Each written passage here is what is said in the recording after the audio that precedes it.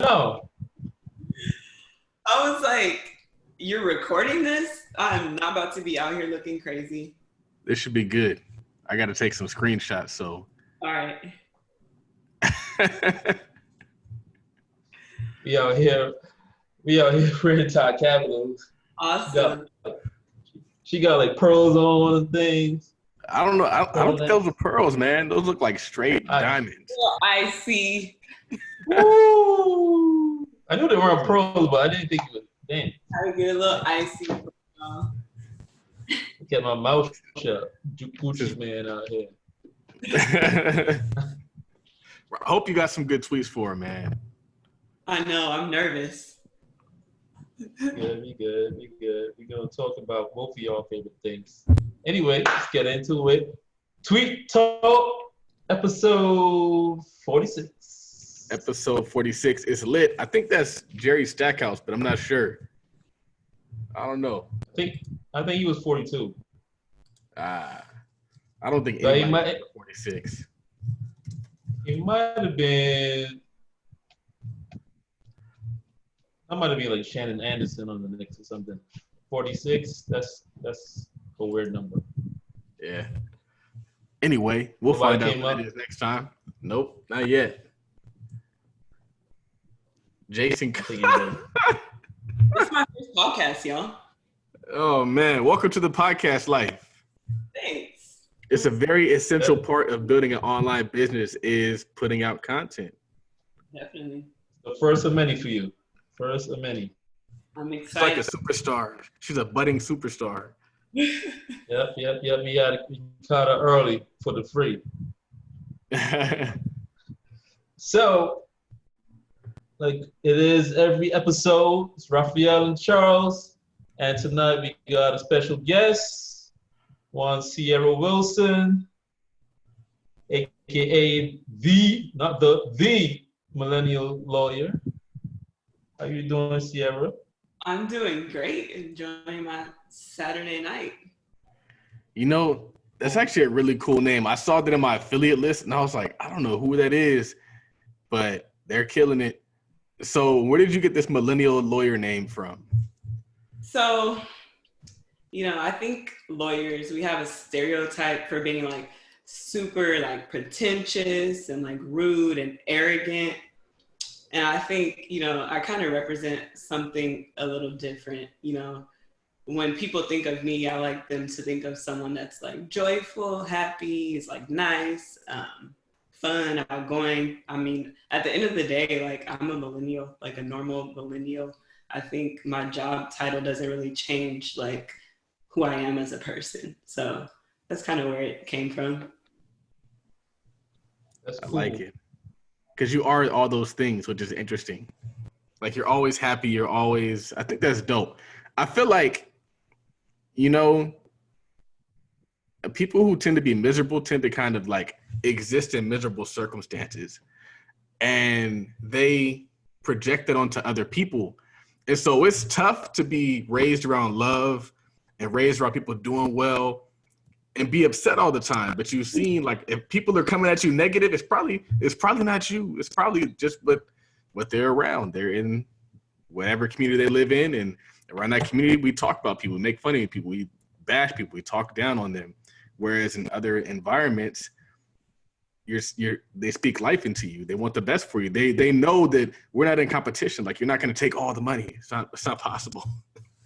Definitely. Yeah, so Cierra. Raphael, how you doing, man? I was listening to that I was listening to the last show, and I was like, it's kind of cool. We talked to Raphael, and we asked Raphael what's going on in Raphael's life. So, what's new, man? What's new since like 2 days ago? Yeah. Not too much. Working on the website. We're gonna get started on those shirts for Tweet Talk. Today was mostly like a little family thing. I was bike riding in the park. Yesterday people were out crazy. I don't see too many masks out there either. People out there We're over it. We're over the road, man. When the summer comes, I mean, people are talking about, oh, people aren't going to get on planes. People aren't going to do this. People aren't going to do that. As soon as they open up, man, people are going to go crazy. Out of here. With all that money they have saved up, too. They got a bunch of money. Some will not be canceled. Yeah. Some will not be canceled. So Cierra, for those listening, be sure to follow Cierra on Twitter at Cierra. That's Cierra, CIERRA. So at Cierra_ESQ. What's the IG? Same thing. Oh, okay. Same thing on IG. Kept it consistent.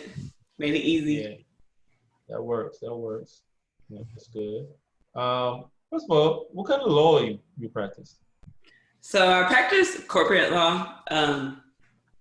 I basically work for a firm that we are retained by insurance companies, and we're hired to defend corporations in lawsuits that are brought by, I don't know, anyone. Say someone's suing their employer, we represent the employer.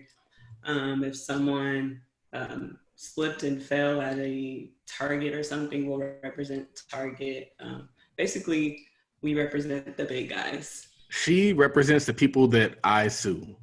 So I work in a plaintiff's firm. And on the plaintiff side, we're always getting met by attorneys like her. So F them, man, for dragging out the whole process. Okay. All right. It's a big game. I used to work on the plaintiff side, you know. Is it choppy? I used to work on the plaintiff side for 3 years. What do you like better? And what do I like better? Yeah. Well, when I go solo, I'll definitely be going to plaintiffs because that's where the money is at. So I like plaintiff side. It's really levels to this. It's like, I used to work in a workers' compensation defense firm, and it was love, like super plush, all the amenities, stocked fridge. They would bring in like a masseuse, like either once a month or like once a week. It was crazy. They'd bring in a masseuse. I'm not even lying. They did a lot of stuff for people. They had like a designated room, and there was just like the room for relaxation because they knew it was tense in there. And so I realized like on the defense side, it's way different than on the plaintiff side. But on the plaintiff side, when you strike on your own, that's where you're going to make the money because it's a lot easier to get those clients versus trying to get retained by Walmart. Like little girls out here like trying to get retained by Walmart is going to be kind of tough, but I can go get Willie and we could sue Walmart all day. And it's like our people sue people. So, you know, people who are suing look like us. So if we're like, you know, have you been injured? They're going to flock to us because we look. Absolutely. Have you, there's this, the Barnes firm in Los Angeles. It's so crazy. It's a personal injury plaintiff's firm, and there's 3 lawyers on their billboard, and it's white lawyer, black lawyer in the middle. But you know he ain't the boss. But they got him in the middle. Right. So I don't know. Shout out to the practice of law. So Cierra is, as she said, repping for the women who trying to be somebody before they say they need somebody. You got to talk about it, man. You got to expand on the tweet. Of course. Okay. So that came from, I was listening to Drake, and he has a song called Faithful. And I just really like that song because he's talking about like a super driven woman that he's like chasing after. And basically like she puts like the relationship on hold because she's like so focused on trying to like be like figure out who she's going to be. So I relate to that because, you know, I'm trying to figure my life out. It's kind of hard for me to like put my energy into like any guy right now because my vision is so clear of like who I want to be. And sometimes I kind of feel like if I'm like chasing a guy, that's gonna like slow me down from the vision of who I'm trying to be myself. So I just love that song, and I had a tweet about it. That is dope because I had no idea she was talking about Drake, or she was like, I didn't know Drake was inspiration of that. You never know. Drake inspires a lot of tweets. I tweet so many lyrics, it's crazy. Like, I actually said the other day, I'm like, hey guys, like, if you don't like what I said, I'm gonna blame it on the person like whose song it is, because I was just listening to a song and I just felt it in my soul and I want to share it. I tweet a lot of Drake lyrics also, so that's dope. Yeah, I love it. Yeah, I remember I saw you had that. I don't think it's Drake, but you had that you took the picture of the Porsche and put it up, Right. and somebody was like, "Oh man, what'd you get? Like when'd you get it or whatever?" He said. They said. I was like, I think that's a song lyric or something. The funny thing is Gene. I don't know if you guys know Gene. He posted that, but Gene actually owns a Porsche. He owns the SUV Porsche. He's a real estate wholesaler out in the Midwest or in Florida or something like that. And when I saw it, I was like, I think that's true. I think like when you get a solid vehicle, it actually pushes you to do more. And I had this conversation with Felicia. She just passed the bar and she went to law school with me. And we were in law school. She had a 3 Series and she was like, the people that you see in the Beamers, they're the people who were here late at night getting it. They're the people who are looking to get even more. They're the people on the weekends hustling. And so like, I feel like unfortunately as a culture, we feel like you got to accomplish something before you get the whip. You got to do all these things before you get certain things. And so we put these artificial barriers up for us that actually would inspire us to do more. And so when I heard Gene post that, and Gene is winning, he got the Rolex, he got the Porsche, he's taking care of his kids, he owns multiple homes. I was like, maybe the Porsche would make me a little bit more ambitious. And so like for me, I'm holding off, like, you know what, I don't want to get a Porsche until I do this. But you never know what's on the other side of that accomplishment. And so it's like people need to, my family, like my dad, like right now he's trying to convince me you should get a Porsche. And I'm like, you know, I'm kind of scared. I'm like, that's pretty expensive, Dad. But he's like, it's gonna give you drive. And I'm like, I don't know, that's a huge, you know, payment to be committed to right now. But yeah, I agree. I feel like you find a way. Like right now we're looking at a house and the house is a little bit like, so my wife is the kind of wife that she wants what she wants. And I'm the kind of person, I'm like, I want what I know we can get for sure. And so we're kind of, because I'm like, hey, we could get this house and it's nice and it does what we need to do, but it might be like $150,000 less than what she really wants. But my thinking is like, you know what? Just push yourself. Just get what you really want and then go to the next goal. Because low key, a Porsche is dope, but it ain't a Ferrari. It ain't all these other things that we could be out there getting. And so we're putting up these boundaries that actually could be preventing us from like even bigger stuff. Yeah. I mean, and sometimes it's good. Let me just push you. They're like, listen, this is what I want. Yeah. You'll figure out how to go get it. And that's it. You guys want to hear a story about cars? Sure. What? I remember one day, Charles, he posted a Bentayga, and he always posts cars, and I always DM him like, oh my God, like, I want that car. And he's like, well, you got to get your passive income up. So I'm like, okay, let me figure that out. And it's like, he's really the one who put that in my ear. Like, okay, I can really get these cars that I want if I get my passive income up. That's funny. And on that note, it's gonna. What do you have, Raphael? I was gonna say on that note, what brought Cierra to my attention and most people's attention, I think, lately, is when she became an affiliate for you for the Todd Capital Options Workshop, and just blew it out the water on the affiliate sales. So those listening, Cierra is the one that did what? Pushed like 9,000 in like 2 weeks in sales, in like 2 weeks. And you like, it's so crazy because I always watch the numbers. And so like, I know who's in the top 5, and then she jumped to like top 3, and she jumped over a lot of people who've been with me for a while. And I was like, that's crazy. But the crazy thing is I know that she's been able to make even more money, teach people how she's done it. But also you can see her influence on the internet, which is dope. So it's like, as you give value, you create influence, but you also create income. That's a bar.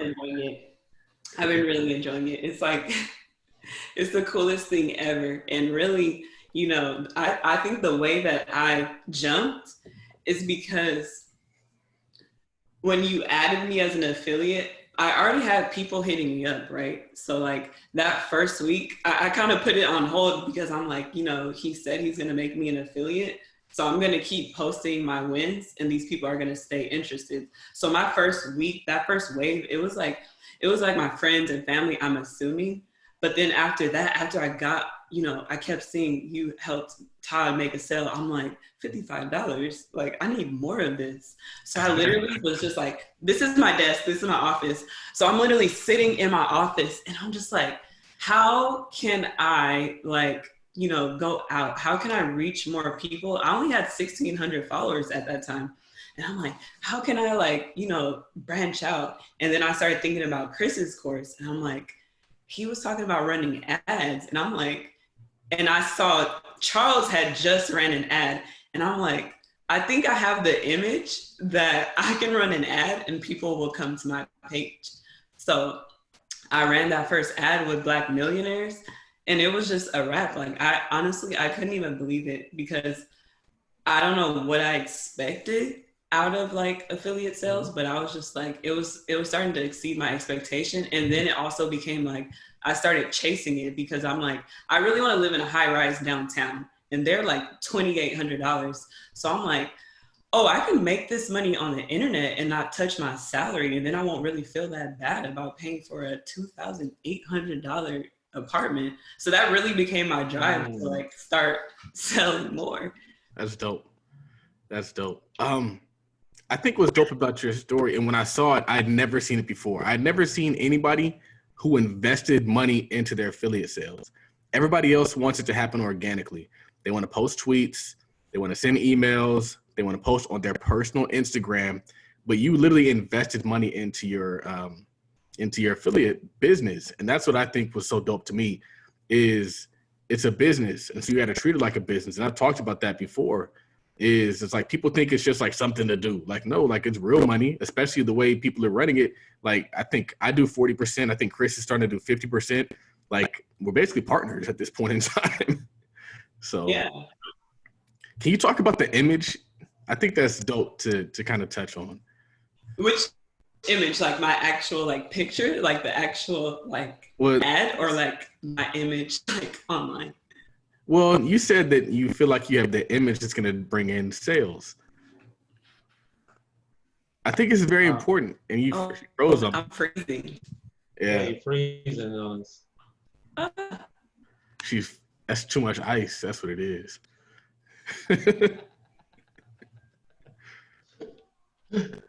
I'm like frozen. I'm so sorry. Okay, ask again. I can hear you now. You were saying that talk about you was talking about you had the image to you thought you had the image to run an ad. Got it. I believe that's what you were saying. Mm-hmm. Well, I think like I've been on social media for a long time, and I've always posted, and people have always been like super interested in me. And I think for the simple fact that I'm a lawyer, Charles has been following me for a long time. So he sees like, if you've been following me, like you'll see me, I have a whole bunch of girlfriends, like we'll go on vacation and we're like super funny. We're super cool. Like we just catch people's attention. And I've kind of already been working on attracting people to me. So I think, of course my title, and then just how I already carry myself, it attracts people to me. I think I eat clean, I work out, I work, I have fun, I do fly things. Like you'll see me. It's funny, Charles will DM me like, "Oh, you're rich," because you'll see me like on a rooftop in Beverly Hills one day. So I already like think.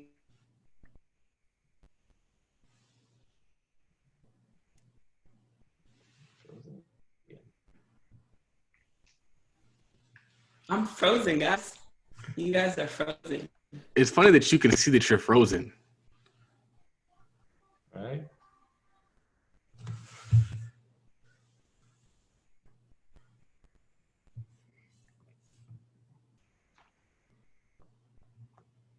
So I see.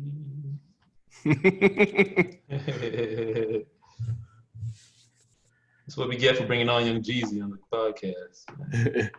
Raphael, man, how's New York, man? How's the Rona in New York?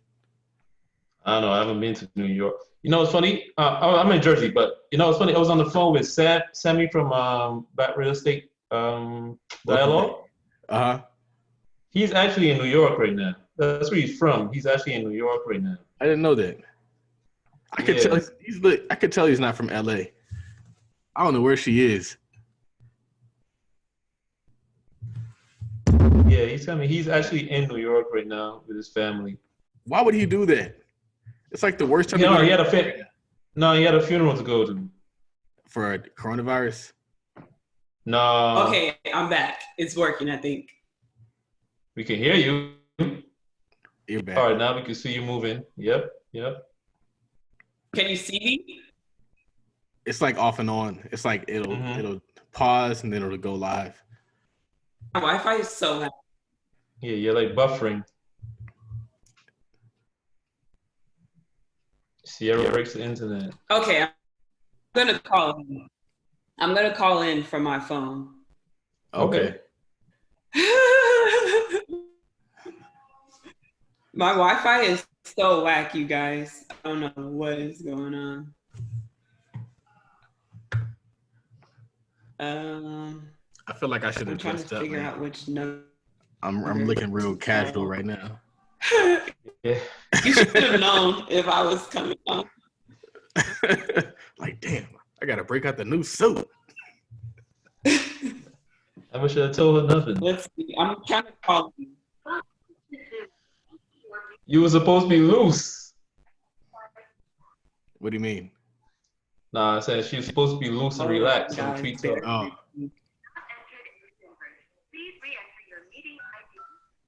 Wait, you need me to say that to you again? No, she should be good. I was thinking, Charles, man.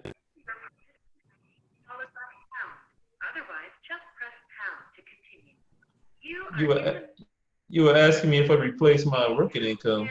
Okay. Can you hear me? Okay, I'm letting you in right now. She might have to like mute one of those.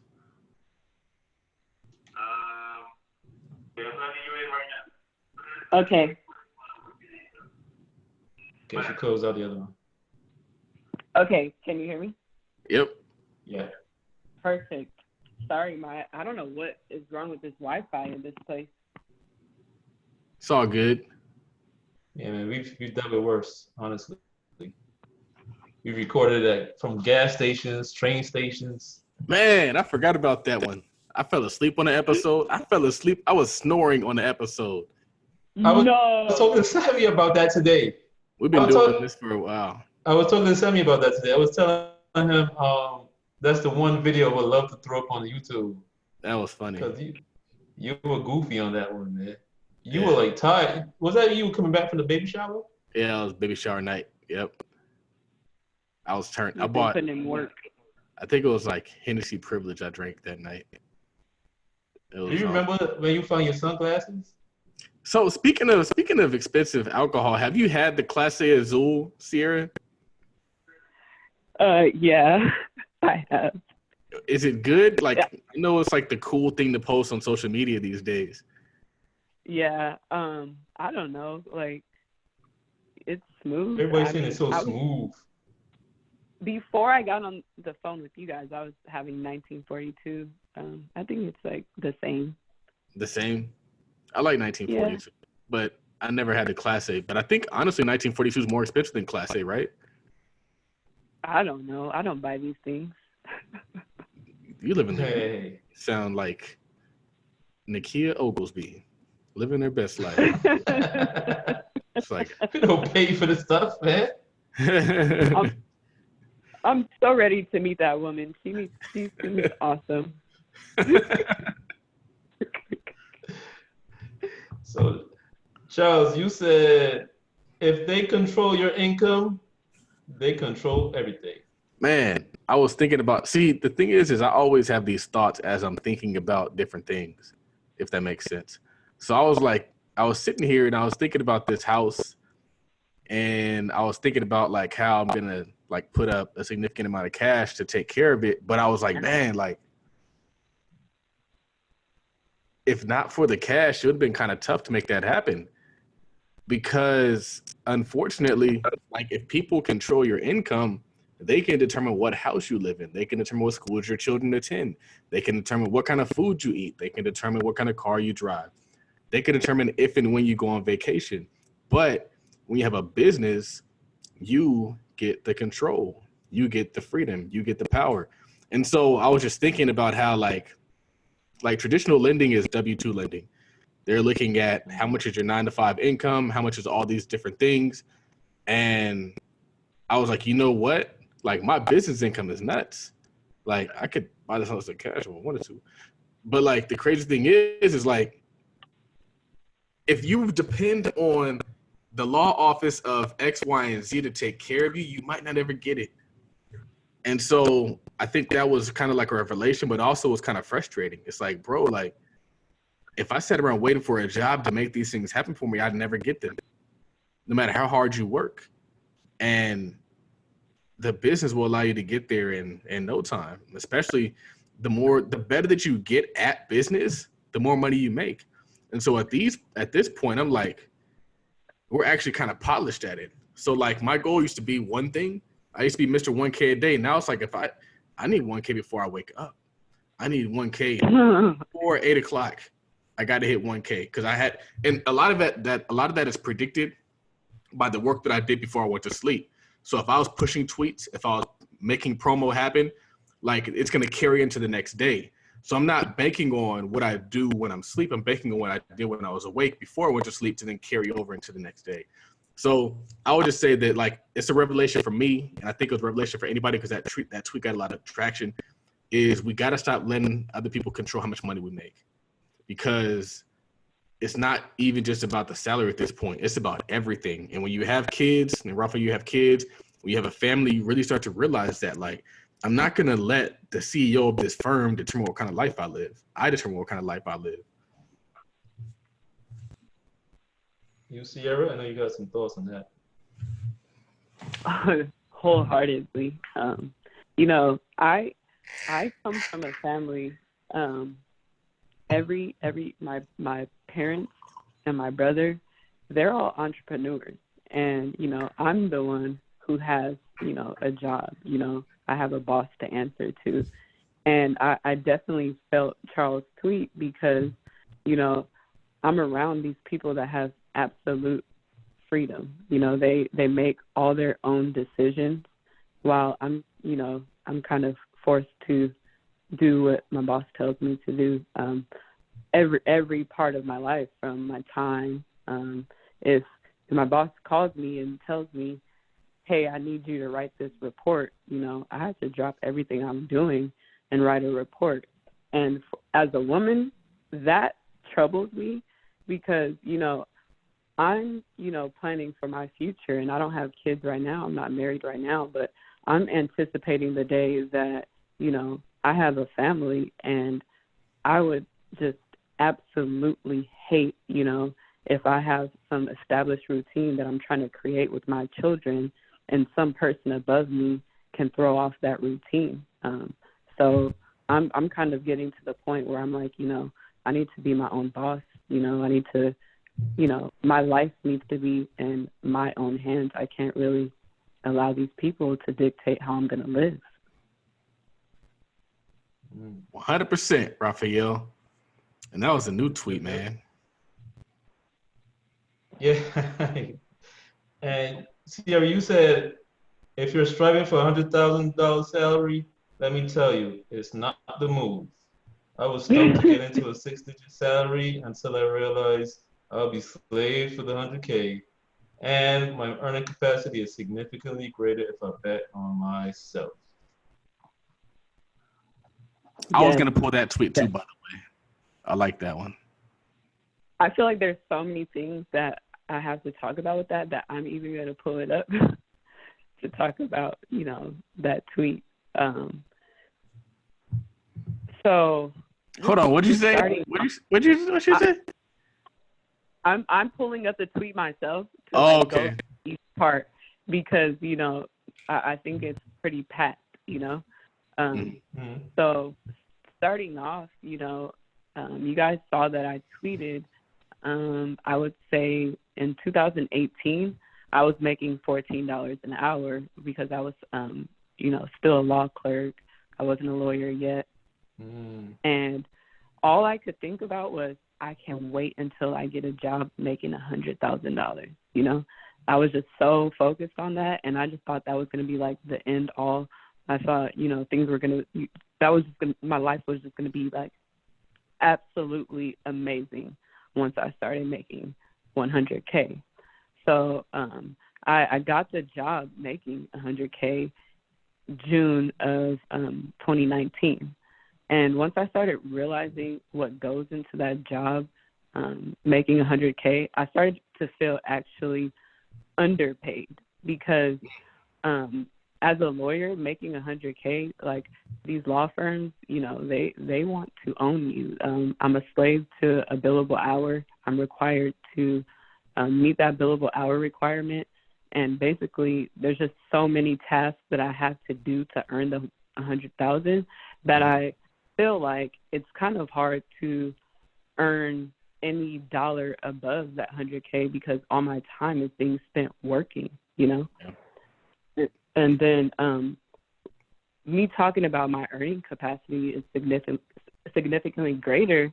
I mean, I think I really realized that during this pandemic when I got on the internet and I started being myself and started promoting myself and waking up and betting on myself, I started realizing, whoa, like, I'm making $1,000 a day now. And I don't know if you guys saw me tweet, and I hope you weren't going to ask me about it, but I made basically my monthly salary this past week. So it's like I proved to myself this week that my earning capacity is significantly greater than that law firm would ever pay me. So that's where that tweet came from. Yeah. It's crazy, man. Like once you push through that glass ceiling and then they want you to go back into the office, you just start looking at the papers like, what the heck am I doing this for? You really want me to sit down and do this for the next 8, 10, 12 hours when I can make a month's salary in a whole day? Like, it's very, very frustrating. And that's one of my, like, I have a mental block. I've struggled. This last week was a very big struggle for me. Every day I walked into that office, I was like, what the heck am I doing here? Like, the only reason I'm really here is because of the, quote, security. That's it. Just because you know a check is going to come. Not because the check is what you want. Not because the check is amazing. Just because it's guaranteed. And I feel like that guarantee traps people. And it's scary, especially once you have like a bunch of responsibilities. But honestly, I think that having those responsibilities should push you to go out there and get what you're really worth. I was looking at, I was like, you guys can't tell me I'm worth X if I've already generated X. I generated Y. Like, I generated this in a week. You can generate an annual salary in a week. Once you really start killing it, once you really get the hang of it, you can actually generate the weekly salary. You can generate your annual salary in a day. Like, because at that point in time, it's just like, if you know how to make $1,000, you know how to make 10,000. If you know how to make 10,000, you know how to make 100,000. At that point in time, it's really just like doing the same actions. And these jobs are robbing us basically. And she sees it just at a higher level than most people, but these jobs are robbing us. Let's say, for example, if you cook burgers at McDonald's and McDonald's is going to pay minimum wage, but you could take that same burger flipping skill and you could set yourself up a little shop on the corner and you can make crazy money. The same skill, just bet on yourself. And more of us need to be betting on ourselves instead of betting on them and hoping they're going to just give us security. It's not going to happen.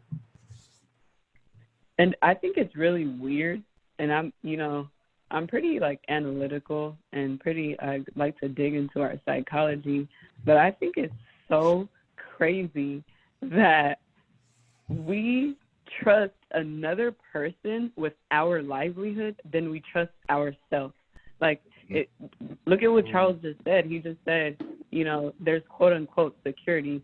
So, you know, that's pretty crazy that we feel another person can give us security more than we can give it to ourselves. And I hope that in the future we all start, you know, challenging that and really start betting on ourselves. And I'm no different, you know, that's what's kept me working is that security. But I just really hope that we start challenging that, because it's really we're limiting our own potential by relying on other people. Yep. 100%. Yeah. So Charles, you had two tweets that I don't think you meant them to be connected, but I'm going to connect them anyway. You said, after you experience living off what you kill, you start looking for more things to hunt and kill. Yeah. And then you also said $15K for a food truck. Let's slang these burgers. Man, I have connections to a very, very successful African-American business in Watts, and they have one location. And it frustrates me that they only have one location. I have a really good connection with the mom, the owner.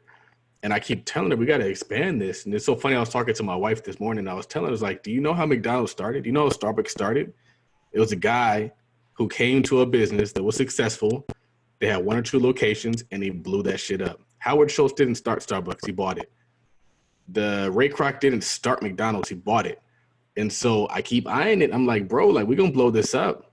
And it's a very, very successful business. People have heard of the family. But, like, you got to do it responsibly. You can't do it in the sense that you're stealing their business. You got to make them just as successful as you're going to be successful. Like, and that's always my goal. Like, I don't want to rob anybody. I want to do fair business 100%. That's why the affiliates make what they make. And so that was one thing. The other is we're walking through this house, and I'm like, you know, we got to take it up a notch. We got to drop more content. So I'm over here like, okay, we got to double down on what's working. So if digital content is working, then we need to create more digital content. So now I'm like, well, what are we going to do next? So we got crisis money dropping. And so then it's like, what are we going to do next? So now I'm working with my mom on recording a like financial management, financial freedom type course. And so at that point in time, your mind just starts thinking, what else can I create? What else can I do? What else can I put out to the world? I was watching Jay Morrison. He was talking about the same thing we talk about, the World Wide Web. We have access to the world, not just your block, not just your city, not just your state even. We have access to the entire world. There are people who have bought our products who live in Canada, who live in the UK, who live in Nigeria, and we're all making money off of that. Like, that is insane if you really think about it. And he was also breaking it down. He was like, if you sell a $100 product to 25 people, that's $2,500 in a month. But we have access to millions through social media. So do you mean it's somewhere that you can't get 25 people to buy your stuff? Even today, I ran a sale, $20 for a course. I made a lot of money today off of a $20 course, because I always had this theory. I was like, if there's millions of people in this world, if I could just get them to give me $1, I could be a millionaire. And so now it's like you just find ways to do an exchange. Like, what do I have to give to everybody? And they're going to give me money for it, and then I can be rich. So that's just the mentality. It's like, once you learn that, like, you can hunt and kill stuff, then you start focusing on hunting and killing more things, not working more hours. I was on the rooftop today smoking a cigar, and I was like, you know what? Working for money is the least efficient means of making money. Like, trading your time for hours is the least efficient means of making your money. You have to actually be there. You have to actually put your effort in. You have to actually be present and conscious. And you can only make money for the time that you're there. Versus if you're actually selling products, selling widgets, selling items, like, you can literally make an abundance of money and do nothing.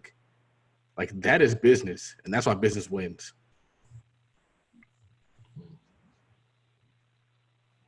Those are my thoughts. Cierra, you said making money online is so addictive.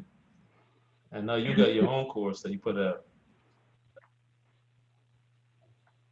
Yeah, it really is, because I feel like, well, let me start by, there's this Nipsey Hussle song, and, like, at the end of it, he has, like, an interview, and he's basically talking about how the internet is empowering everyone, and basically you can become as big as you would like on the internet. And I feel that way at this point because it's like I literally just got into this space and, you know, I feel like I'm killing it.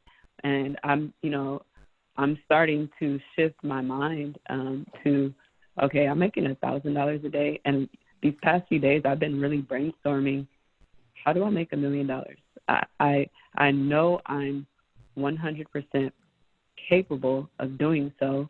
I think it's a matter of figuring out the product and how to get it out there. So I said it's so addicting because it's like I've always had a very clear vision for my life, and I think this internet is allowing me to like expedite my dreams. Like I can get there so quickly by, you know, using the internet as a tool, and it's really cool because it's like before I was on here for free before, so I'm still doing the same thing, but now I'm making money. And we all know that social media is addicting. If you're entertained by social media, it's because it's addicting.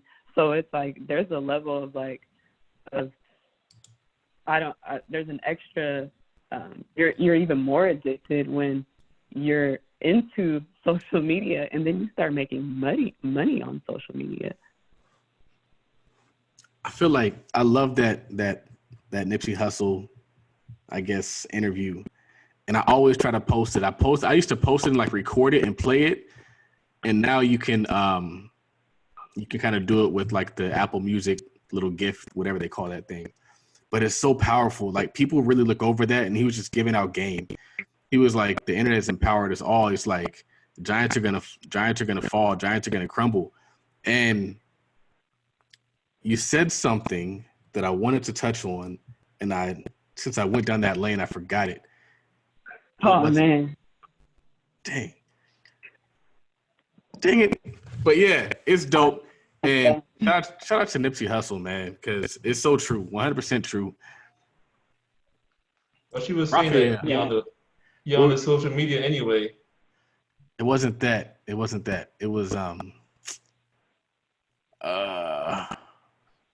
I forgot.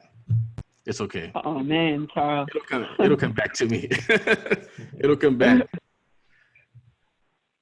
But now, what's the name of your course, Cierra? How to kick ass as an affiliate. How to kick ass as an affiliate. I gotta watch that tonight.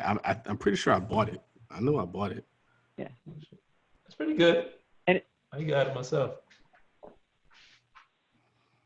It was really, challenging to make that video because that was my first, digital product. It was really hard to like feel comfortable, sitting down, talking in front of a camera. I'm social. I love to talk to people, but I'm like, man, I have to talk to the camera. This is weird. But I'm really glad I did it. I'm really glad I just did it. And, I'm working on updating it because, I was so nervous that I feel like there's stuff that I left out because I was more focused on, getting comfortable. So I'm definitely going to keep working on it and keep adding things to it. And I definitely want to keep making more products. I was talking to my son today and I was telling him, you get better at stuff as you do them. And I've always known that. I've always known you get better at things as you do them. And in the beginning, like when you're younger, you think you're just like a natural, like, oh, he's naturally good at those things. Like, no, you're good because you practice. You're good because you had a dad there who was saying like, do this. And so you did those things. And the same thing is true with creating content. Like you're going to miss out on things. You're going to forget stuff, but like, at least you put it out there.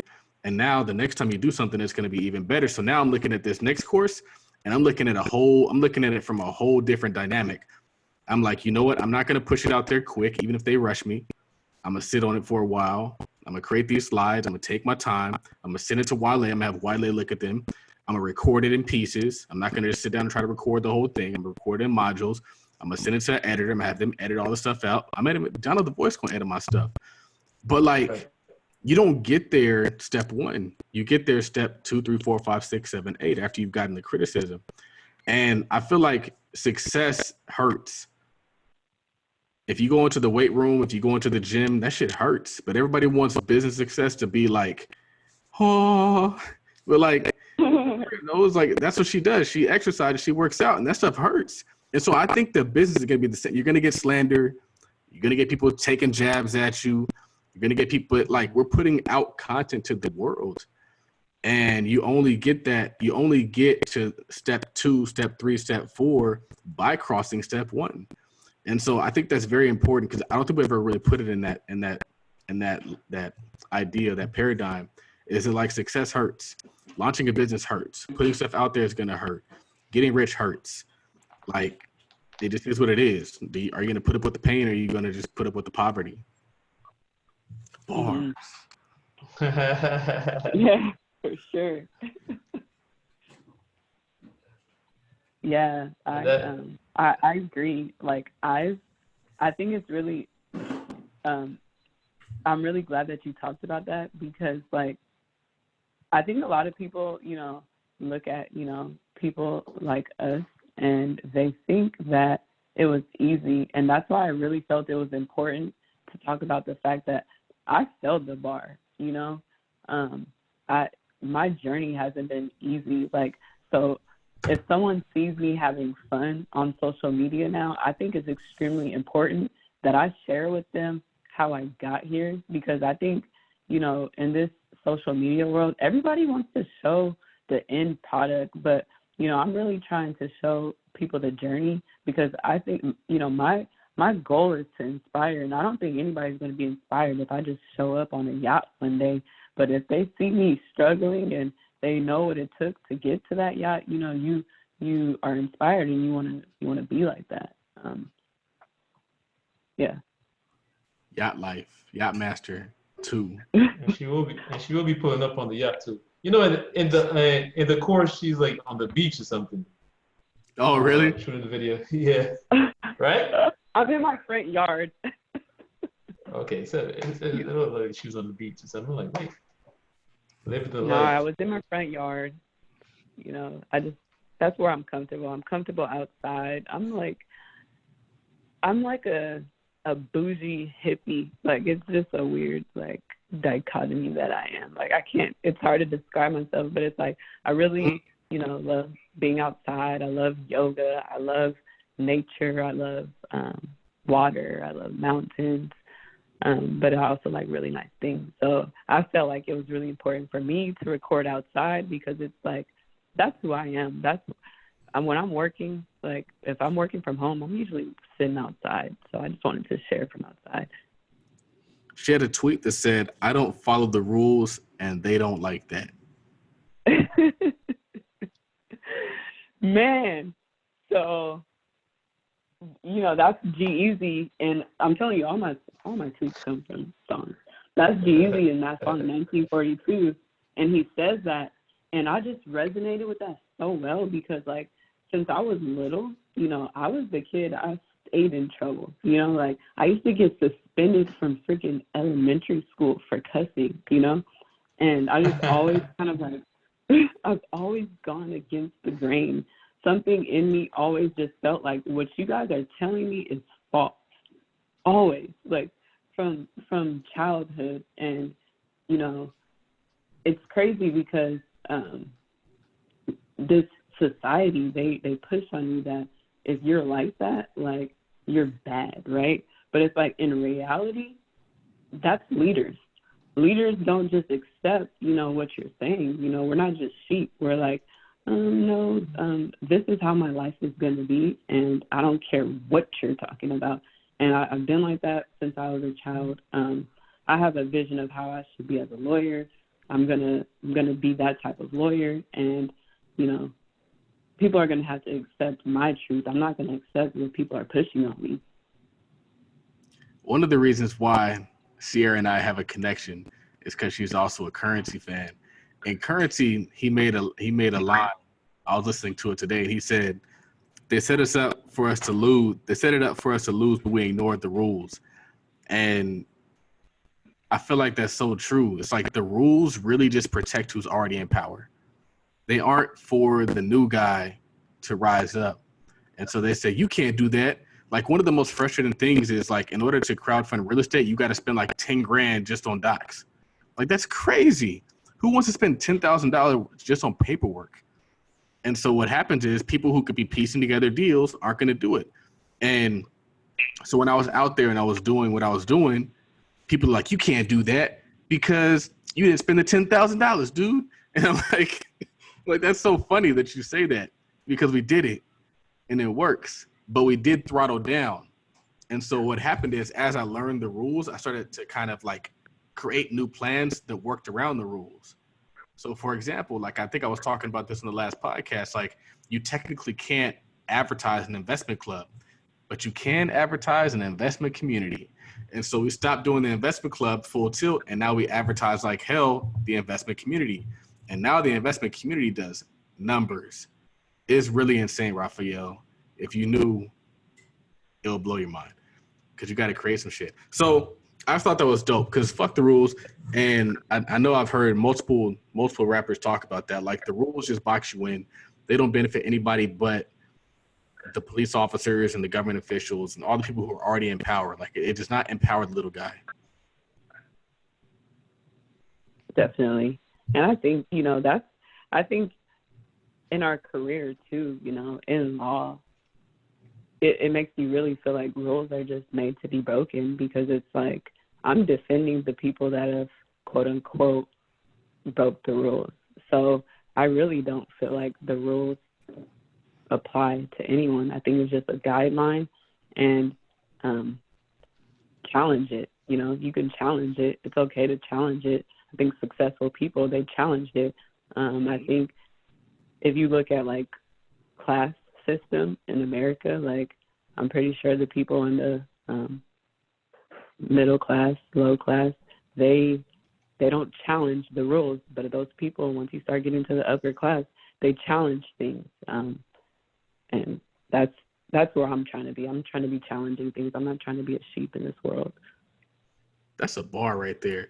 That is like next level bar stuff. If you ever read the book Outliers, he kind of touches on that. He talks about how like there's two families that went to the doctor, and one family was just kind of like taking whatever the doctor said, and the other was like, no, like asking questions, prodding, kind of pushing back. And that like I don't think people have ever really talked about that, like actually challenging things as opposed to just accepting it as like that's just the way things are. That's dope. Yeah. So Charles, you just touched on this a little bit a minute ago. You said they criticize and we improve. They get the likes and retweets and we get the money. It's all facts, man.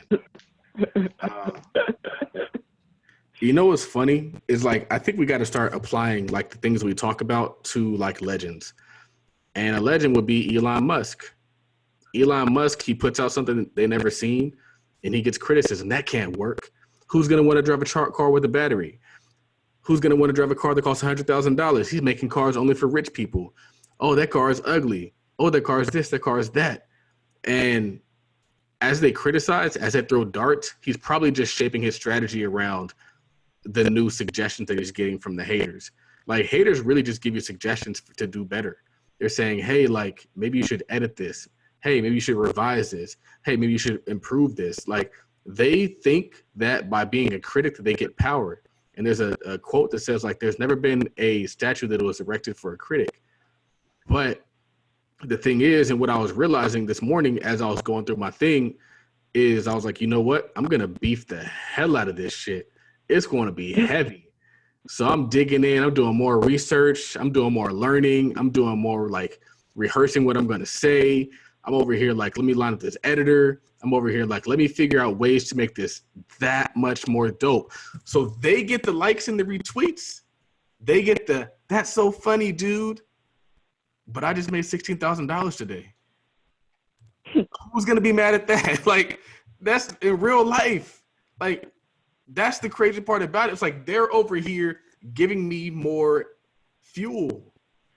The haters are motivators. Like, they think they're stopping me, but they're only really pushing me forward. Like, they can't stop me. They can only make me improve. And so I share this because I want people who are listening to this to don't shy away. Who the fuck is B Real Estate? Who are these people? I know you don't want to say names, but I'm saying names, Raphael. Who are they? Raphael, they ain't paying none of our bills. He ain't showing up here paying for the fucking house I'm trying to move into. He's not buying me a new car. He's not paying off my student loans. So why the fuck am I going to allow him to tell me what I should do and when I shouldn't do it? Those dudes ain't doing shit for me. Why am I going to allow them to tell me what I should do and when I shouldn't do it? They ain't paying none of y'all bills. When we were younger, people's opinions mattered. You used to really care what people said. Like, oh man, they think my shoes are ugly. Oh man, they think I'm not smart. And then you get older, especially if you've accomplished things, and you're just like, I was really listening to these dudes. People I posted something on Facebook today, and somebody I went to high school with was like, man, you never respond to my DMs. I'm like, bro, like I got shit to do.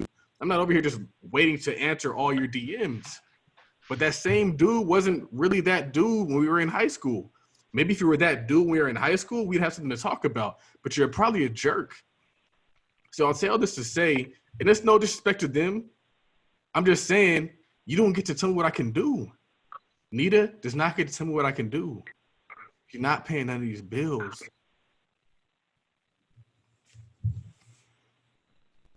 Yep. Felt that in my soul. All right, so Cierra, I want to make sure I ask you about this before I forget. So you are one half of a crew called the Pretty Little Lawyers. Mm-hmm. Tell us about that real quick. What you guys do? Okay, so it started off. That's my friend Kavana. We met at a Black women's lawyer brunch, and the second she walked in, I'm like, I've met my match. She works hard. She works hard. She flies. We have really the same visions for life. And we started talking, and Pretty Little Lawyers, the name actually came from, it's really funny. We went to Vegas last year, Memorial Day? And we just posted a picture on Instagram, and the caption was Pretty Little Lawyers. But then we started realizing, like, you know what, that's a really cool name because, that's who we are. We're pretty and we're lawyers. So let's take it and run with it. So we basically we want to offer, like, legal services to millennials. We're struggling right now because it's a conflict with our jobs. So that's why you haven't seen me talking about it, because I'm trying to figure out, what we can do that's not really a conflict with work. Because we were told that if we form LLCs, then that's like competition with our job, which I don't agree with, but I'm not going to get into that. So I don't know. We're still kind of refining our brand right now and the vision of what we're going to do with that, but we still really want to push that brand. We're just trying to figure out how we can do so without jeopardizing that job. What's interesting about the firm that I work in is I haven't really gotten that vibe from, like, the managing attorney. Like, if it seems like he doesn't mind if you do your own thing as long as you do your job, which is kind of interesting. I've always talked about how my mom has that issue, how she can't really put herself out there and market herself and promote herself. But interestingly enough, my mom has been putting out content, and she posted something on, like, her Instagram, and her firm shared what she posted. And I was like, that's so crazy. But what's interesting is sometimes they box us in. Sometimes they say, you are this, and this is what you do. And they don't realize, like, no, I'm a lot more than that. Like, I can actually bring a lot more value to your firm than that. And so I feel like what I've been telling people is, like, sometimes, although it's important to be entrepreneurial, it might actually be worth being entrepreneurial, where you might be an entrepreneur within that organization. And so you're bringing business into their firm. And so the benefit of that is now you have a connection with your clients, and you also have a stronger foothold inside of the business as well. And so what could happen is they're going to value, they're going to get behind you, and they're going to help you bring in more clients. But if and when it doesn't work out, you can always walk with your clients. And so I feel like it's a way kind of like to hack the system, is to bring in clients to their firm, but just know, like, nah, that's my client. Because lawsuits take a long time. We have cases that we've had for 4 years. And the clients are like, I had this case for 4 years. And I've had multiple attorneys on this case, and I've had multiple people who are handling this on my case. And I'm like, like, it's just a long process. It just takes a long time. We do the pre-lit phase. If it doesn't settle in pre-lit, we take it to actual litigation. But that's 4 years. So let's say you decide to take that case with you when you leave. You can still take that case. The attorney might sue you because he's going to want a portion of that case. And that happens all the time. Like in our firm, like a lot of times what will happen is if you have a client, they sign a retainer agreement, and then that client goes and takes their case to another firm, then our firm will sue that other firm to get a piece of the settlement. And so that happens too, but you just got to pay him. You got to pay him in. And but I feel like it's kind of interesting. I still feel like you got to press forward and build your own. Yeah. Yeah. I think, I'm at a point in my life where I'm just evaluating, is it worth it for me to stay here? I think I feel like it's time for me to, become independent. I think this week kind of showed me what I'm made of, and I just kind of have to have faith in that and push forward. And I'm really happy that you guys have me on at this point in my life and my career, because it's like I think I'm in a transition period. If you guys talked to me before this pandemic, I might have been talking to you guys about, I don't know, maybe becoming a partner at a firm. But as of right now, my mind is really shifting to who I can be as an entrepreneur. And I'm going to keep sharing my journey with everything, with the courses I do. If I build a brand, I'm going to share the journey. I really want people to see, what goes into it. I love the Kardashians. I know, like, people hate the Kardashians. I love the Kardashians. I think, like, those women, they have, like, awesome, like, jobs and careers. And for me, my only criticism of them is I think it would be cooler if those women showed them working. So instead of me sitting back and criticizing them, I'm going to be what I think they should be. And I'm going to share, my journey of working and growing and becoming someone. That's why I shared the other day, like, I'm going to pay off my student loans, because it's like I want people to be on the journey with me. Yeah. I always talk about this, but one thing I like about the Kardashians is the fact that, like, they understand the power that they all have in building businesses for each other. What do I mean by that? I mean that if Kanye has shoes, we all rocking Yeezys. If Kylie has makeup, we all promoting her makeup. If Kim has whatever, we all rocking that. And that is so powerful. Like, think about this. Do you know how much money brands pay Kim Kardashian to wear their stuff? And she's going to wear Yeezys? Do you think Yeezy becomes a $1 billion brand without Kim Kardashian wearing his stuff? Probably, but probably not. Exactly. And that's free marketing, but it's not free, because now her husband's a billionaire, so now she's a billionaire. And this is why I tell people it's not a job alternative. Like, if my business wins, my wife's life is lovely. Like, she's walking into whatever she wants to walk in. So why wouldn't you invest in that? Why wouldn't you put effort and energy? It's not a job. It's not something I have to build by myself. A podcast is not a job alternative. It's something we can all build together. And I think that's so important. But the other thing that you were talking about, man, and I go down a rabbit hole and I forget where else I wanted to go. Dang it. I did it again, and it was going to be dope. So I made the Kardashian point.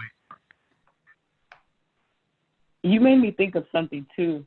I've been really, thinking about this whole affiliate thing. And I'm like, you know what? This is awesome. It's like a wealth university, like there's different professors teaching on Twitter, like how everybody could win. And I just think it's such an awesome thing that's like going on right now. I'm so like happy to be a part of it. And I think it's like opening people's eyes to, I'm so new, like you guys have been doing this, but it's just like, I'm still amazed by the fact that it's like, what you're talking about with growing together and supporting each other. I feel like that's what we got going on right now, and I'm loving it. I had to show Raphael because he thinks I'll be lying.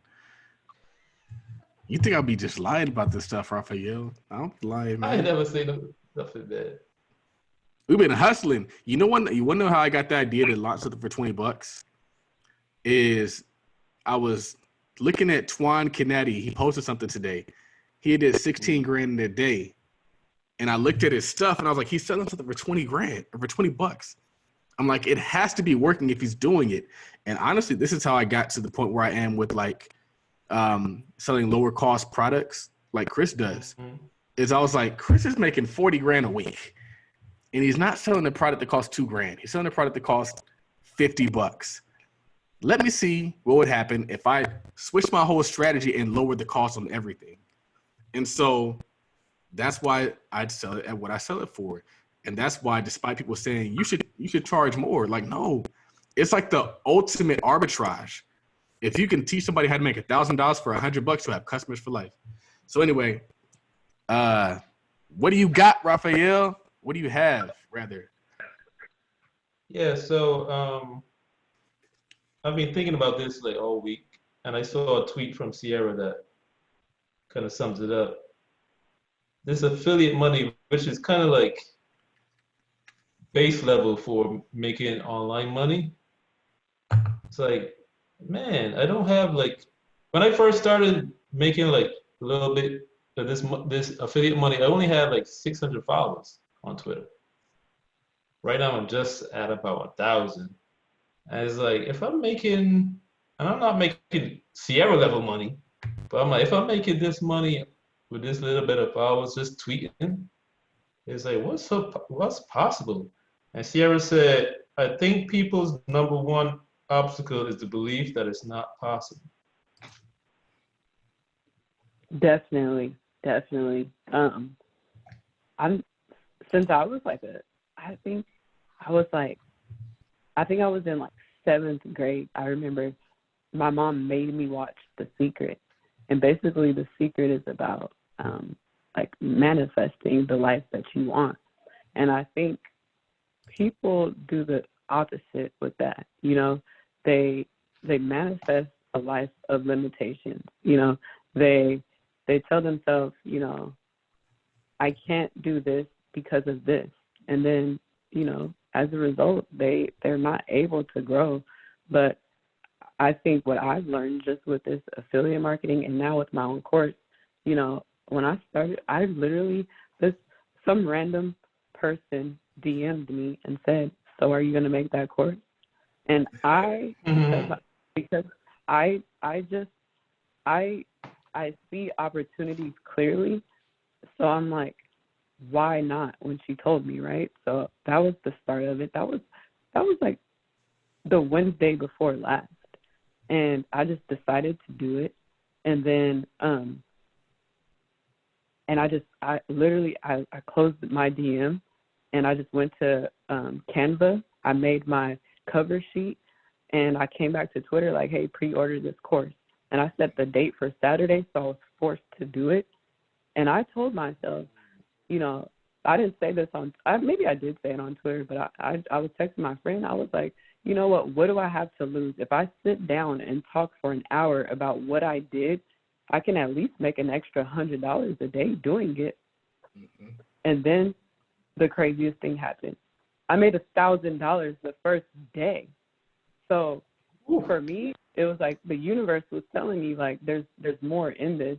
And I'm going to be the type of person that I'm going to trust the universe. If the universe tells me you could make $1,000 off of it, I'm going to listen to the universe. And I think people, you know, they don't go with the flow enough, and they let things hold them back, and they have these limiting beliefs. And I think we all could just be so much bigger if we just stop limiting ourselves. Like, I mean, I started this year, and I shared this in my video, but I just think it's so funny. Like, I started this year on Thanksgiving. I was like, I'm trying to be like Kylie Jenner. Like, this girl is a billionaire. And to me, I think that is 100% possible. Like, there's no doubt in my mind, because I don't feel like that person is better than me. I don't feel like that person is more worthy than me. I feel like if I see someone thrive, I feel like I can do it too. When I saw Charles post, I made $1 million, I'm like, oh, I was so excited. I felt like I did it because that let me know that it's possible. But I don't think everybody, well, it's not even I think, people don't feel that way. People, I'm pretty sure he probably got some backlash that day because it's like people are just so limited in their beliefs of like what's possible. But I think anything's possible, really. Honestly, I feel like that's when the hate really ramped up. That's when Doe Dubes chimed in. At first, it was just B real estate. When they saw that M, they were like, "What?" But, man, I feel like that is so key, and I feel like that's one of my biggest issues on Twitter was like you'll talk about what's possible, and then people will come in like, "We can't do that because racism and oppression and all these other."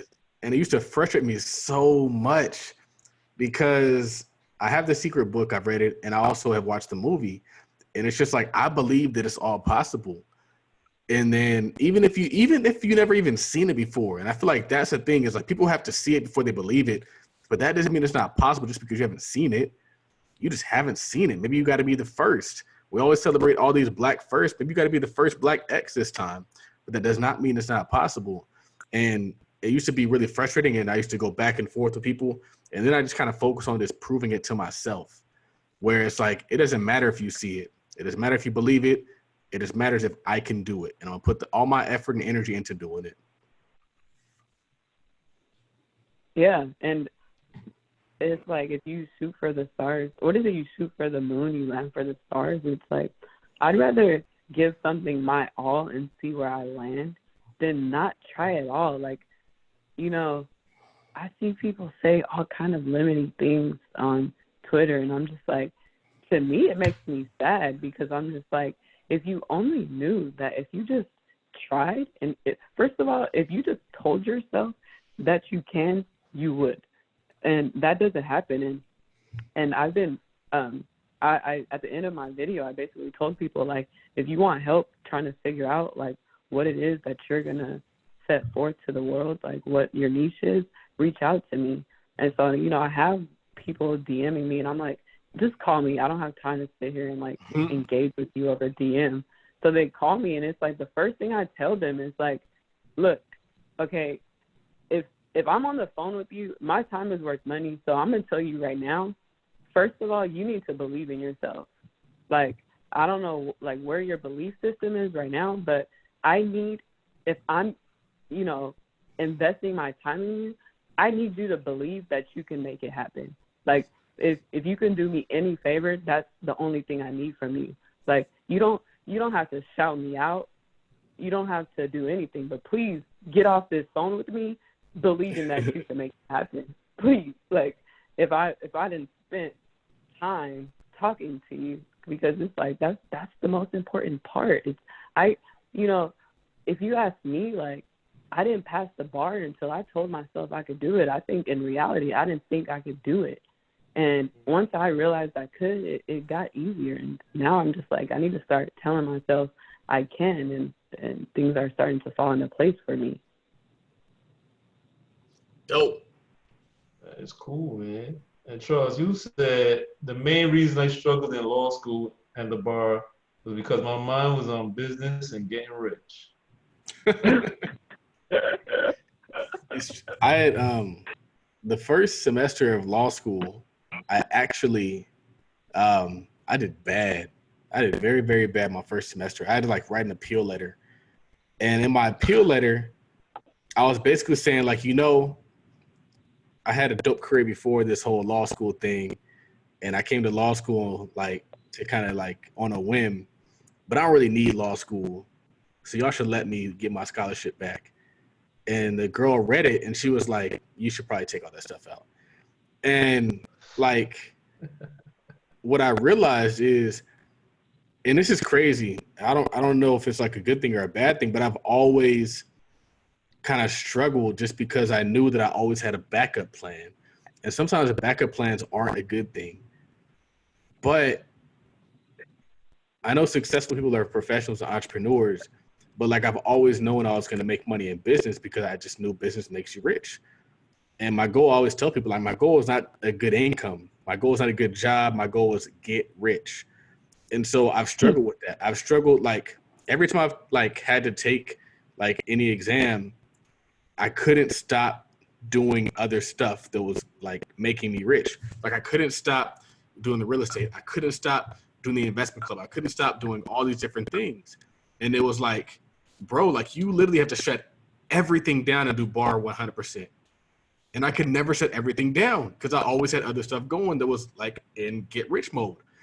And so now that I can afford to do some things, I'm like, I can afford to like shut it down and afford to hire somebody to take care of these things while I do it, which is Sheridan. And she's going to take care of those things for me. But it's tough because it's always been that conflict for me. Like when I was studying for the bar this most recent time, I was literally like, that's when my business blew up. Like I took off that time from work and I started hitting it. And I was promoting the hell out of because I finally got a chance to take off work. And I don't talk about this, but it's very dope to have good people in your circle. And so I was talking to Jeremy Johnson, and I told him, I was like, he posted something about how he quit his job and he knew he would take a decrease in income, but he knew that if he had that free time to work on his investing, he would make more money. And I told him, I was like, that's where I am. Like, I'm in a position where I know if I had that free time, I can make more money. But I also know I would take a decrease in income. And so what he told me, he said, what you need to do is take like a mini little time off. Take like 2 weeks to 4 weeks. And so my 2 weeks to 4 weeks actually coincided with a bar study. And so I took off this time, I ramped up my business, I made a ton of money, and I was like, fuck, like, this is dope. And that actually spurred everything. Because that's when I everything changed. Like, I think like that first week of bar prep, I made like 13 grand. I thought I was a man. And then I just got relentless with it. And that next week, I made like 50 grand. The next week, I made like 40 grand. I started hitting it because I had figured it out, because I had the time to figure it out. And a lot of us don't have the time to figure it out. And what I'm realizing is it's not the money that's holding you back. It's the time. We always talk about the time is more valuable than money, but we don't realize like just having the time to get on the phone and talk to lenders, having the time to find deals, having the time to talk to business owners and buy their business, that is invaluable. You can have unlimited resources. You can have $500,000 in the bank, but if you don't have the time, you can't find deals. And it's so crazy because it's so true. But basically, I say all that to say that I just rambled a long time. But I know they're going to get some value out of that ramble. And yeah.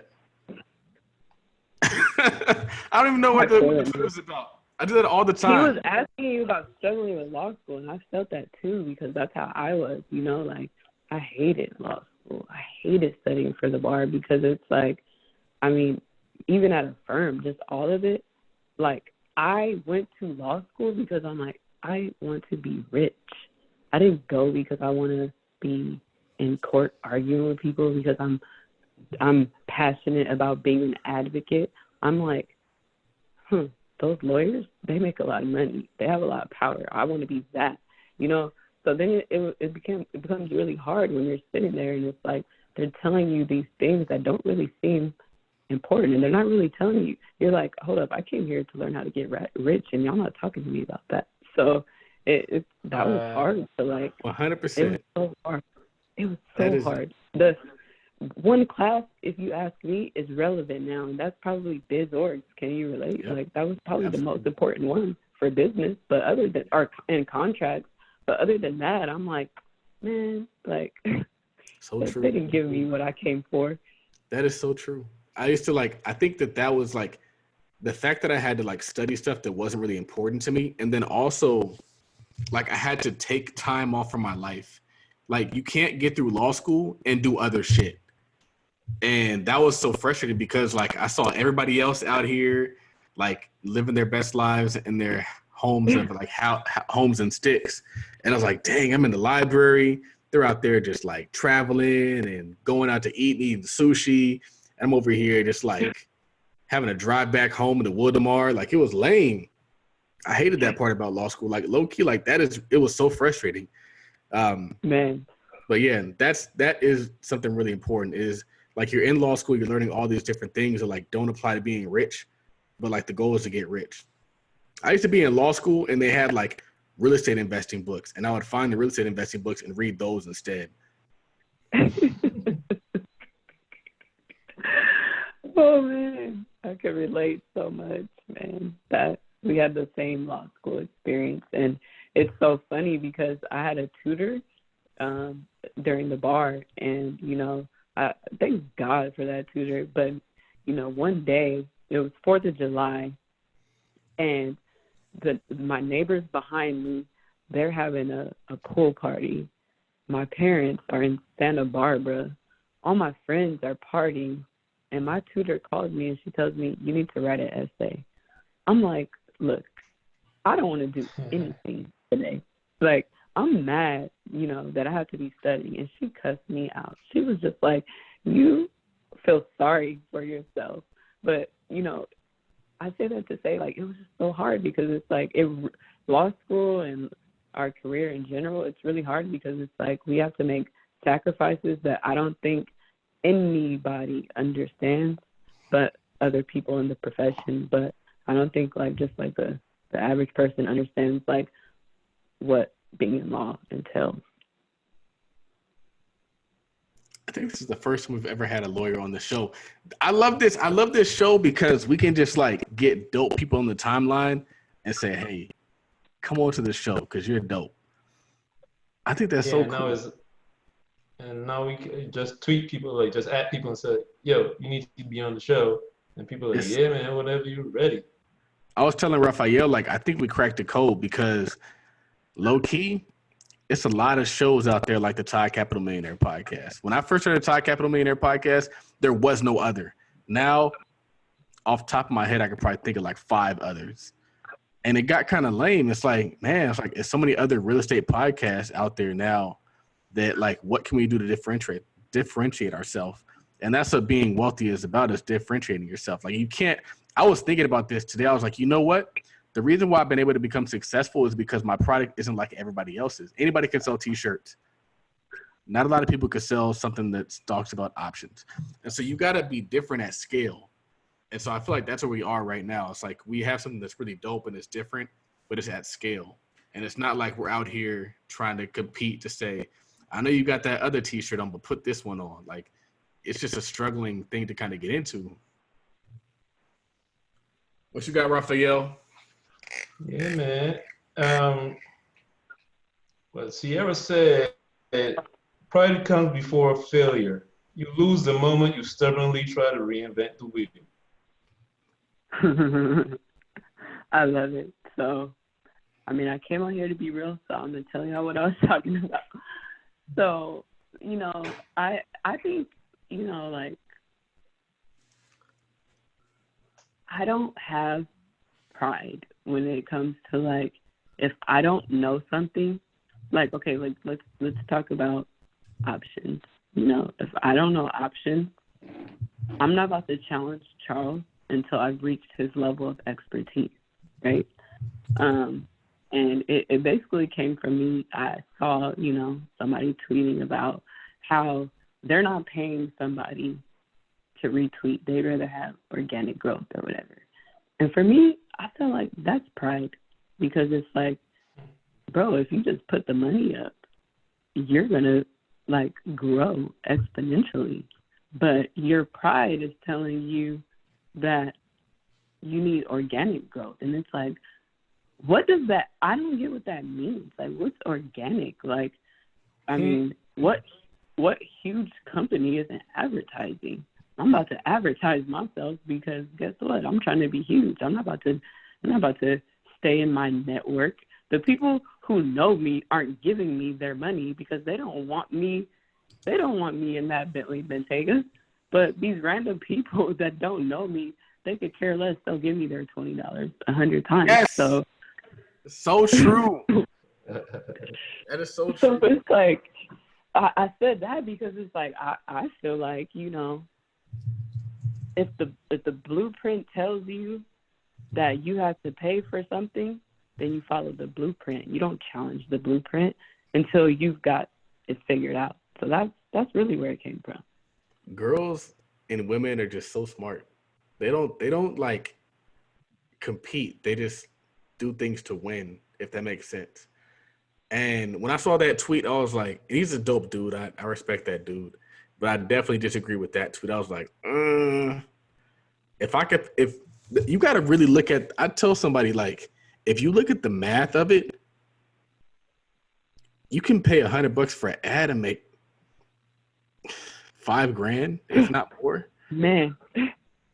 Like, people talking about ROI. Like, what's the ROI on paying $100 for an ad? I'm like, I'm gonna pay. I spend about $500 on ads a week, and that's still kind of low. But the dope thing about it is it all goes to Black business. Like, it's so cool to me that I get to fund other Black businesses, smart people who found out a way to monetize their free Instagram page. I think that's dope. And you know what also is dope? Is give it to us for an affordable rate. We're all helping each other win here. Like, that's what group economics looks like. Group economics looks like, hey, I want you to win and you want me to win, so let's work together. I'm not going to price gouge you, and you're going to give me business every single week. Like, that is what a thriving economy looks like. So for me, I'm a very egotistical person, but in that instance, I just disagreed with that tweet. I was like, I've done the organic way, and I feel like a lot of the reason why my following has grown was because I said, you know what, let me pay for this stuff. And so, for example, like, I think the Tide Capital Instagram page had like 20,000 followers. And after I left Bigger, Blacker Pockets, me and Candace kind of grew to like 40,000 followers. And then once I started paying for promotion, I grew from 40,000 followers to 70,000 followers, and now about to hit 80,000 followers. And it's all because I just pay for the promo. And in every single promo I hit, make sure you follow Tide Capital, follow Partner with Billy. And so my personal page grows and that page grows.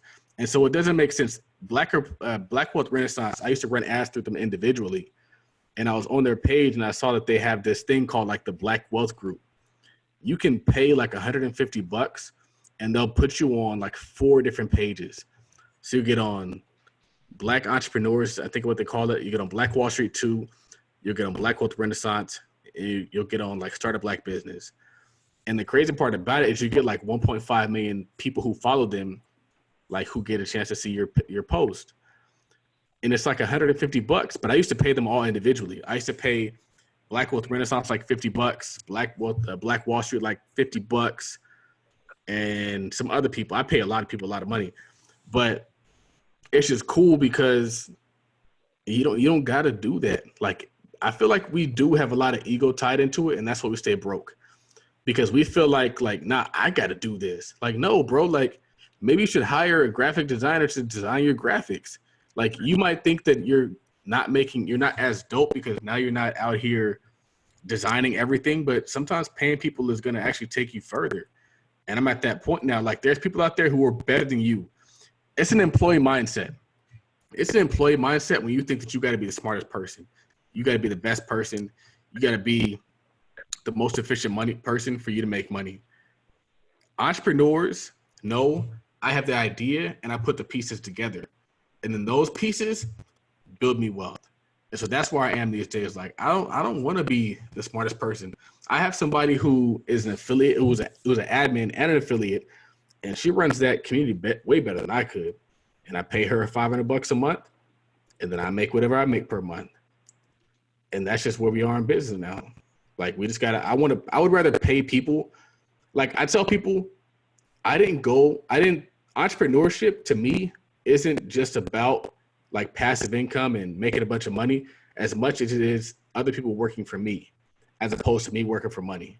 Like, that is a dope part about it. Like, you build something and the people work for you as opposed to you working for them. Yeah, we have to pay for people. I don't know where that comes from. Like, pay the money and get your ego out of it. But all respect to the brother. He's definitely the homie. He's definitely a hustler. He's definitely a good dude. Yeah. But that's just something I disagreed with. Yeah, I did too. And you said, shout out to Ecom for making all this possible because my cup runneth over. I said that, man. We're looking at a very expensive house. The house is it's more expensive than the house that we're looking at. I don't know if I should say this, but I guess they bought their homes at different times. So like my in-laws bought their house at a certain time, like 20 years, 25 years ago. My parents, they bought their new home like 10 years ago. And the house we're looking at, just because of the dynamics of California, is probably like the cost of their homes combined. And it's a lot of money, man. And so I'm over here thinking, like, how are we going to make this happen? And I'm like, we just got to put a big down payment down. Now, the dope thing is when you do that kind of thing, it's really just a way to make your money permanent. Dr. Boyce Watkins talks about, like, making your money permanent a lot. And it's so funny when I shared with Chris what I did last month, he was like, so you going to buy that house? And I was like, I don't know. It was like, it makes sense to do it. But I think what I want to do is just make a significant down payment towards the house that I want. And I think he could kind of get with that. But I think he's still kind of teetering on the whole buying house and cash thing. But the thing is, let's say hypothetically you put down whatever you put down. Like, that money is permanent. It's in a house. I didn't put it into Gucci. I didn't put it into diamonds. Or diamonds are kind of permanent too. I didn't put it into popping bottles. I didn't put it into taking trips. I put it into a house. And so now I have equity in that house. So actually, and I was telling, what's his name this? I was like, even if I were to buy a house in cash, I still got the wealth. It's just in a different position. So you buy a house that costs $500,000. Now you just got $500,000 net worth. And then what happens after 2, 3, 4, 5, 6 years? And now that the house has doubled or tripled, like, you didn't lose the money. Like, and that's what's so dope about it. But I say that econ made it all possible because it's like it knocks down all barriers. Back in the day, and I talked about this, I think, on the last show, we had to take out loans. You had to get inventory. You had to get all these things to go into business. And what's crazy about it is the Asians were beating us. So the Asians were coming over here with their Chinese money, their fake Chinese money, and they were leasing the office space we couldn't lease. They were leasing the retail space we couldn't lease. They were leasing the restaurant space we couldn't lease. And they were in there making fried chicken, making soul food, selling beauty supply products. Like, they were beating us at our own game. And that's crazy if you think about it. But you know what would happen is it would then take all that money and then take it right back on to Chinatown. And so, like, e-com allows us to sell hair pomade, to sell beard oil, to sell do-rags, to sell whatever. This dude Dante's made $100,000 selling do-rags. So what do you think Ching and them were doing? They're making the same $100,000.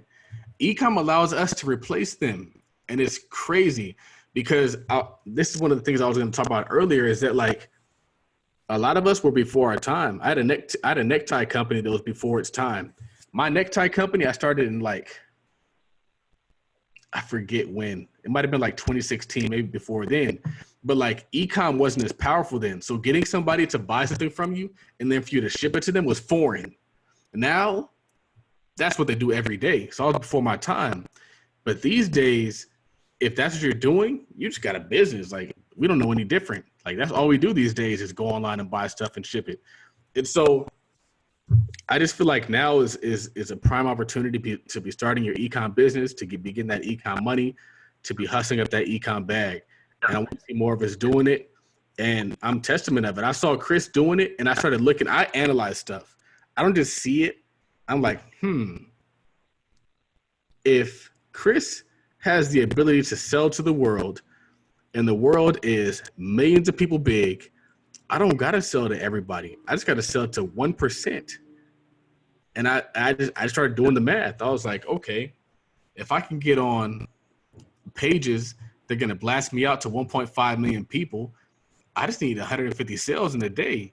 That's like 0.01%. That's like 0.1%. If I can get 0.1% conversion rate, that's good. And so it's math at that point in time.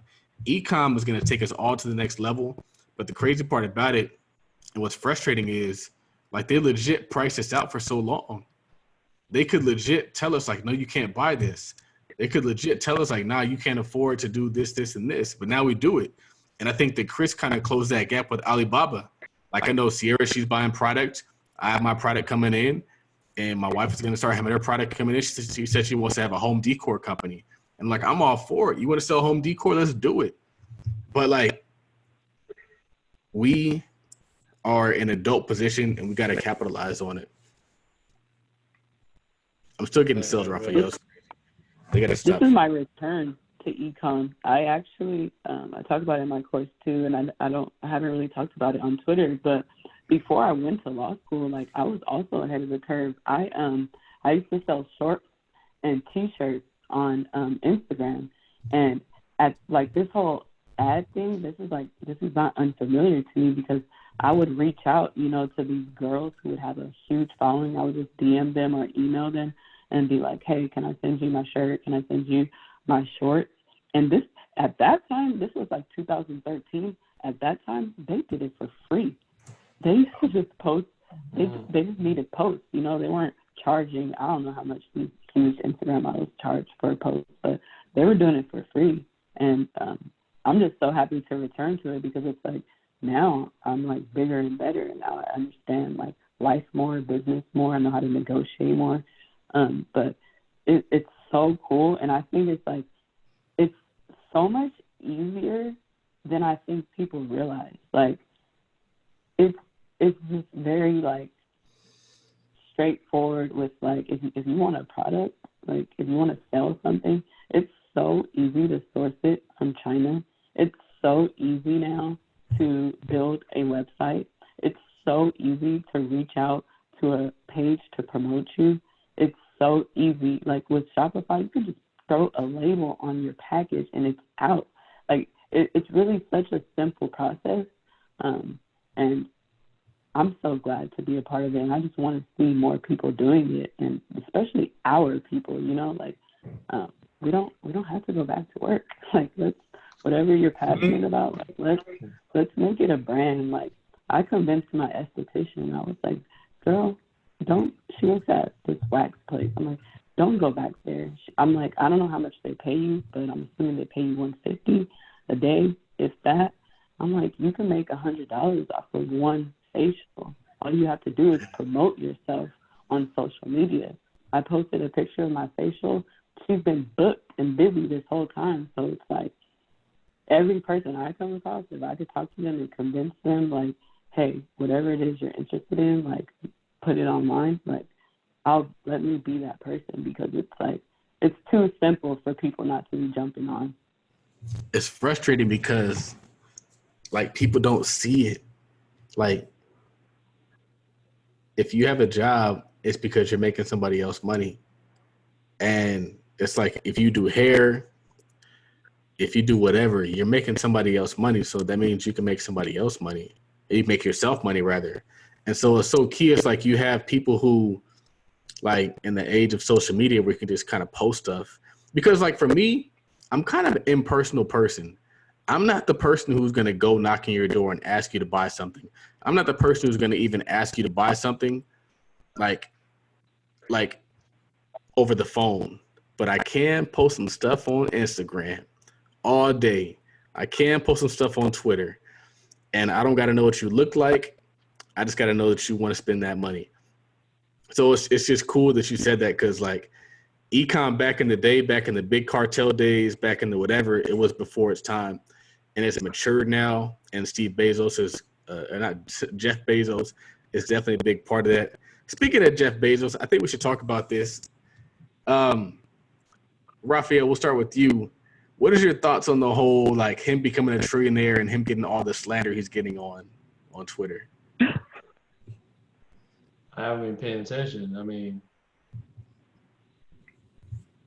if it doesn't directly affect me, I don't. It's an honest answer. Attention. I like that answer. I don't pay much Cierra? attention. I can't stop it. I'll be the bad guy. For me, like, I hate that people, like, hate on other people.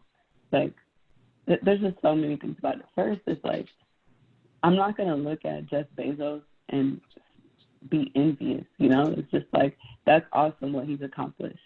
Two, he doesn't owe anybody anything. He's earned and built what he's built. He doesn't have to give any person anything. He gets to define his standards. And it's like I see like these Amazon workers, like they'll boycott their labor, and it's just like, okay, if you don't like it, then you have to become him. Maybe you're not on that level, but it's like, okay, if you don't want to go, if you don't want to show up for work every day, then you have to become your own boss. You can't sit here and complain about what the boss is doing. You just got to become the boss. Like, I don't feel it on that level. And it's just like, I think people want him to donate and stuff. It's just like, he can do what he wants to do. Like, it's his life, and you can't really expect much from him.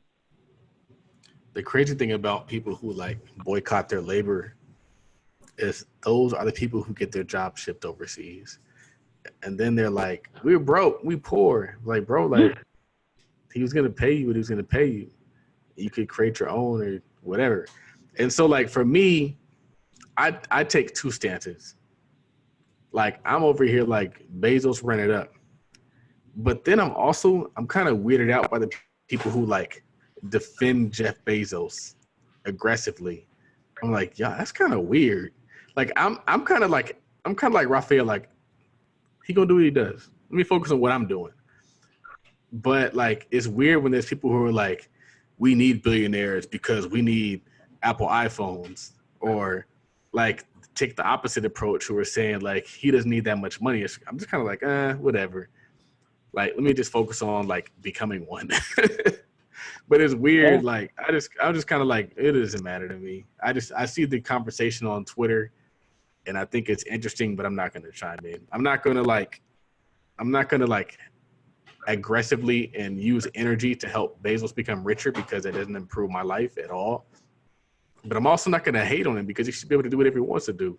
He improves people's lives, and he bet on himself. And I think that his story is inspirational. So it's like, I'm Raphael to this. Raphael Husbands. Is your real last name Husbands? Have you read The Dark Knight? Is it called Dark Knight? The story about the guy who became like the first millionaire in New York City. Dark Prince. Oh yeah, I saw that. Yeah, I read that one. You read it? How'd you like it? Oh, it was pretty good. I thought it was pretty good. You say I don't know. You said you couldn't really get into it, but I thought it was pretty good. I couldn't get into it because it was an audiobook, and it was read in like a British. Oh, it's the Prince of Darkness, I think.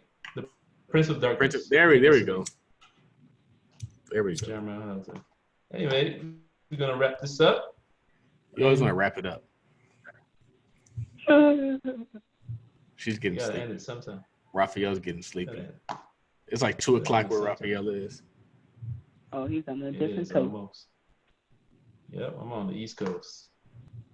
So Cierra, give them all the places where they can find you. You can find me on Instagram, Cierra _ESQ. That's CIERRA_ESQ. Same thing for my Twitter.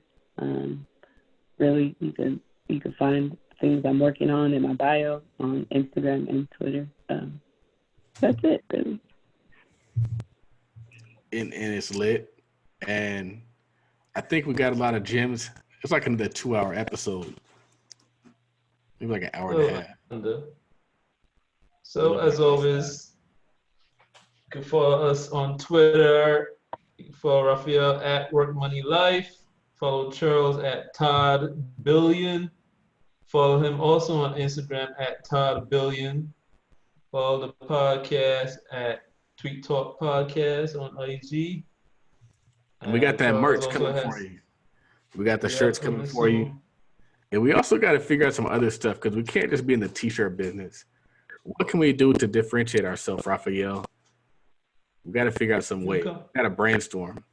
But isn't this shirt fly? I feel like this is like the coolest shirt I got. Like the little subtle tie capital. Like, that's so fly to me. But you can only appreciate it if you see my big tie capital shirt. Why do you go by Todd? Is that your name? I'm confused. Like, I kind of hate when I call you Todd because I'm like, that's not his name, and I don't know why I'm saying Todd. So I was talking. That's his fake name. I was talking to my wife. Name. I was talking to my wife today or yesterday, and we were talking about how, like, as kids get older, they kind of want to define themselves. And I decided I want to be called Todd because I'm a 35-year-old white male. You ever seen that thing on that one show, Atlanta? No. No. I'll show you. I'll send you guys the GIF. But anyway, I define myself. I was like, you know what? At this age, I want to call myself Todd. But I still go by Charles. But I go by Charles Todd Oglesby the third, JD. And please say the JD. Like saying that 3 times fast. All right. She's looking at me crazy. Shout out to Wives. Hey, I gotta go. This is fun though. You gotta go, man. Follow us on Twitter. Follow us on IG. Come to Todd Capital. All that good stuff. Episode 46. Oh, and let me just leave it on the one last tweet from Charles. Get into these millions. That's the shit we own. Episode 46. And we are out. Peace. That's funny. All right, you guys have a good night. Guys. I'm going to smoke. Bye, you too. Okay, bye.